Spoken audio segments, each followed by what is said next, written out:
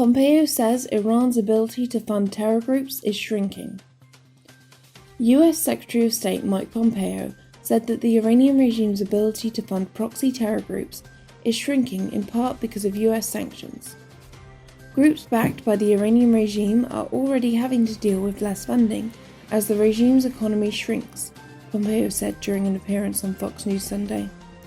He said, "We can see it with Hezbollah, they have fewer resources.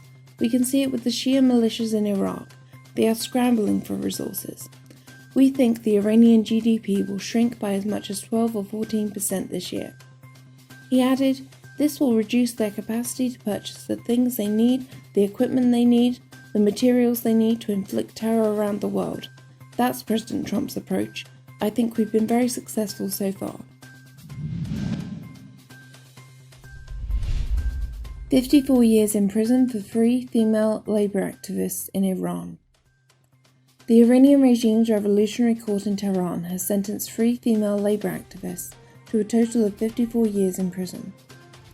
In a court hearing on Saturday, Asal Mohammadi, Sanaz Aliyeri, and Sepida Kolian were each sentenced to 18 years in prison, a total of 54 years. 3 other activists, including Amir Hossein Mohammadi Farr, Aliyeri's husband, were also sentenced to 18 years each. The Women's Committee of the National Council of Resistance of Iran strongly condemned the unfair long-term prison sentences issued for human rights activists in Iran. The clerical regime is attempting to prevent eruption of widespread social discontent against their corrupt rule. US will sanction whoever purchases Iran's oil. The United States will continue to impose sanctions on whoever purchases the Iranian regime's oil or conducts business with the regime's Revolutionary Guards, and no oil waivers will be reissued, a US official said Sunday. Sigal Mandelker, US Treasury Undersecretary for Terrorism and Financial Intelligence, said, "We will continue to put pressure on Iran, and as President Trump said, there will be no waivers of any kind for Iran's oil." Mandelker added that the Iranian regime's oil sales have taken a serious nosedive because of US pressure. Iranian workers hold new protests.